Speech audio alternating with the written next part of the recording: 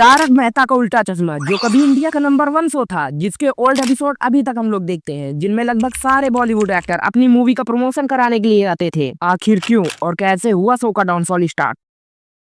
कुछ कारण है जो मैं आप लोगों को बताऊंगा, जिससे शायद आप समझ जाओगे कि अब कॉमेडी के नाम पर हगा क्यों जा रहा है। पहला और सबसे बड़ा रीजन है अच्छे अच्छे और पुराने एक्टर्स का शो छोड़ देना। लगभग आधे से ज्यादा पुराने एक्टर्स ने शो छोड़ दिया, जैसे दया भाभी, पुराना सोढ़ी, पुरानी रोशन भाभी, पुराना टप्पू, गोली, अंजलि भाभी, तारक भाई और सोनू। और कुछ ऐसे भी महान कलाकार हैं जो अब इस दुनिया में नहीं रहे, जैसे हम सबके प्यारे नट्टू काका और हाथी भाई। और अब जब इन लोगों की जगह नए एक्टर्स आए हैं जिनसे ढंग की एक्टिंग नहीं होती, तो कॉमेडी तो बात ही छोड़ो। अब सोढ़ी परिवार को ही ले लो, ऐसी ओवर एक्टिंग करते हैं पूछो ही मत। खासकर रोशन भाभी, जब हर कहीं लोग इन्हें काम देने से मना कर देते हैं, तो ये लोग आते हैं तारक मेहता में और अच्छे खासे शो की मार देते हैं। पहले शो में कॉमेडी होती थी और अब सिर्फ ओवर एक्टिंग होती है। जो पहले शो की स्क्रिप्ट होती थी, उसकी कॉमेडी देखकर हंस कर हमारे पेट में दर्द होने लगता था, और अब की स्क्रिप्ट और कॉमेडी देखकर हमारे सीने की बाईं तरफ दर्द होने लगता है। अब शो देखो तो लगता है पुराने एक्टर्स भी ओवर एक्टिंग कर रहे हैं। चंपक चाचा को ही ले लो, जब ये शो में आए थे तो लगता था इनके शरीर में कुछ था ही नहीं। ये सचमुच में बुढ़े लगते थे, लगता था कुछ साल और चाचा जी की अस्थियां हरिद्वार में।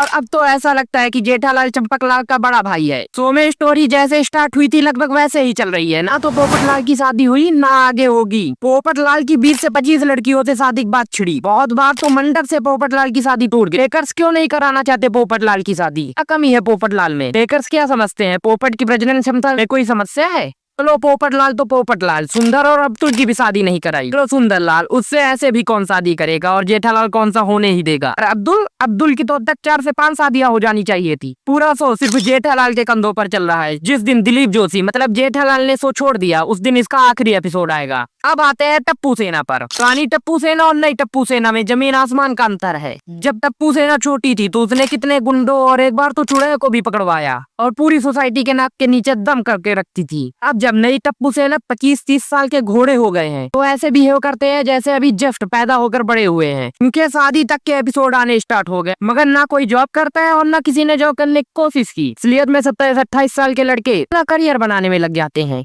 किन्हीं शुतुरमुर्ग अभी जस्ट अंडे से निकलकर बाहर आए हैं। अब इसको देखो, ये पुराने वाले टप्पू की 10% भी वाइट देता है। और ये गोली सिर्फ देखने में ही गोल है, बाकी पुराने गोली के तो आसपास भी एक्टिंग नहीं कर पाता। बाकी अब सोनू के बारे में क्या बोलूं, शो की स्टोरी चेंज होने से पहले सोनू चेंज हो जाती है। इन लोगों को कुछ अलग करना ही नहीं है, इन लोगों की हर साल की स्क्रिप्ट यही होती है। पोपटलाल की शादी तो टप्पू सेना की भी शादी जोड़ लो। महीने होली, दिवाली और बाकी त्योहार। सुंदर को जेठालाल का परेशान करना, तारक की डाइट फूड को लेकर अंजलि और तारक का लड़ना, और इसी तरह की दुनियादारी में हर साल निपटा देते हैं। पहला ऐसा शो है जिसे बनाने वाला ही उसे बर्बाद करने में लगा है।